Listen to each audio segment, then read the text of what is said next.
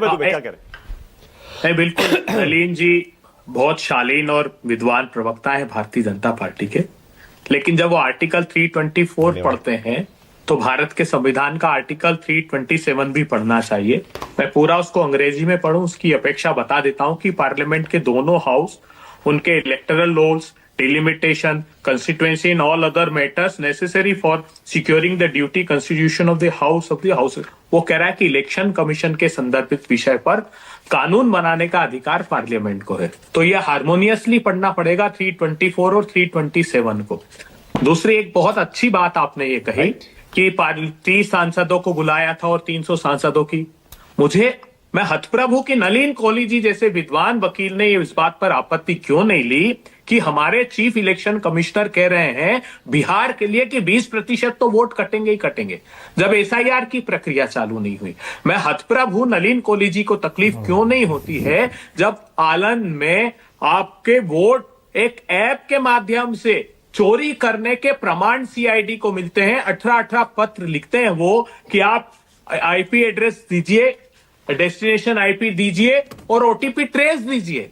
एक पत्र का जवाब नहीं देते हैं। वोट चोरी पकड़ी जाती ना अगर संस्थागत रूप से कोई। अच्छा ठीक है, okay, alright, okay, Nalin Kohli जवाब दे रहे हैं, फिर आगे जा रहा हूं। ऑलराइट, और आधार का आखिरी आधार एक सेकंड 324 देखिए, आपको देखना चाहिए न। अरुण जेटली साहब का जवाब है 22 अप्रैल 2002 को पार्लियामेंट में उन्होंने राज्यसभा में जवाब दिया है कि ये जो एसआईआर की प्रक्रिया है ये नागरिकता तय करने की प्रक्रिया। मतलब आप क्या कह रहे हैं कि इस देश में आतंकवादी घुस आए तो पूरे 140 करोड़ लोगों को कह रहे हैं कि पहले हम तुमको आतंकवादी मानते हैं, अब तुम प्रमाण दो तुम आतंकवादी हो कि नहीं हो, तब हम तय करेंगे। अच्छा अभय जी एक सेकंड, ये अक्सर होता है। मैं सोच रहा हूं कि आपसे भी वो एक दो सवाल छोटे छोटे पूछ लेता हूं, क्योंकि जो लोग भी कहते हैं कि भैया चुनाव आयोग के पास नागरिकता तय करने का अधिकार नहीं है, मैं उनसे यही पूछता हूं, भैया आप ही बता दीजिए वोट करने का अधिकार देश में किसको होना चाहिए? अभय जी आप ही बोलिए, देश में वोट कौन कर सकता है? नहीं, छोटा जवाब दीजिएगा प्लीज। बहुत छोटा सा जवाब। हाँ।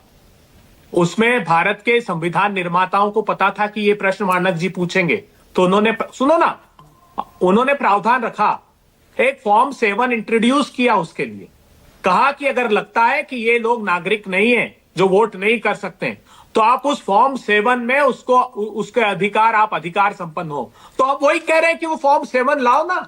नहीं, एक सेकंड, अभय जी मुद्दा चेंज मत करिए, बदलिए मत, आप टेक्निक तरीके पर मत जाइए। मैं ये पूछ रहा हूं देश में वोट करने का अधिकार किसे होना चाहिए? वोट करने का अधिकार भारत के नागरिक। बस बहुत बढ़िया, अब रुक जाइए एक सेकंड। वोटर लिस्ट बनाने का अधिकार किसे है? चुनाव आयोग को, इलेक्शन कमीशन। ठीक है, तो इलेक्शन कमीशन किसको वोटर लिस्ट में शामिल करेगा? इलेक्शन कमीशन वोटर लिस्ट में शामिल हर उस व्यक्ति को करेगा जो भारतवंशी है। बस बात खत्म हो गई। नहीं, सुनिए हाँ। लेकिन सुनिए ना, ये सवाल जब खड़ा होगा कि मानक गुप्ता, अभय दुबे नागरिक है कि नहीं है, तो उसके लिए फॉरेन ट्रिब्यूनल है, उसके लिए एक फॉर्म 7 है जिसमें लोग ऑब्जेक्शन। अब इसका अर्थ ये तो नहीं कि पैनल में बैठे हुए सारे लोगों को कह दो कि आप नागरिक नहीं हो साहब, पहले नागरिकता सिद्ध करो। वो ठीक है, देखिए आप अगर एसआईआर करने के तरीके पर वन सेकंड अभय जी, मैं दूसरी बात कह रहा हूं, एसआईआर तरीके पर सवाल है वो ठीक है, लेकिन जो बार बार ये कहा जाता है कि भाई इलेक्शन कमीशन तय नहीं कर सकता, अरे भाई उसका काम है वोट नागरिकों को वोटर लिस्ट में शामिल करना है, ये उसका काम है। आप जो बात कह रहे हैं वो सुप्रीम कोर्ट ने मान ली, इसीलिए तो आधार को किया। आप मुझे बताइए। नहीं, एक सेकंड, आधार को सुप्रीम कोर्ट ने भी ये नहीं कहा कि नागरिकता का वो डॉक्यूमेंट है, सिर्फ पहचान का डॉक्यूमेंट है। एक मिनट सुनिए, सुप्रीम कोर्ट ने इस तर्क को नहीं माना। हाँ, ये बात ठीक है, नागरिक ही वोटर होगा, लेकिन इस बिना पर कि आपका वोट सारे लोगों का काट दे और कहे कि नागरिकता सिद्ध करो, ये नहीं माना। ठीक है, ओके, नलिन कोहली जवाब दीजिए, उसके बाद आगे जा रहा हूं। नलिन कोहली बोलिए। बस बाकी आपने पूछ लिया, उसका जवाब दिया, धन्यवाद आपके शब्दों के लिए अभय जी, मैं भी आपकी इज्जत करता हूं।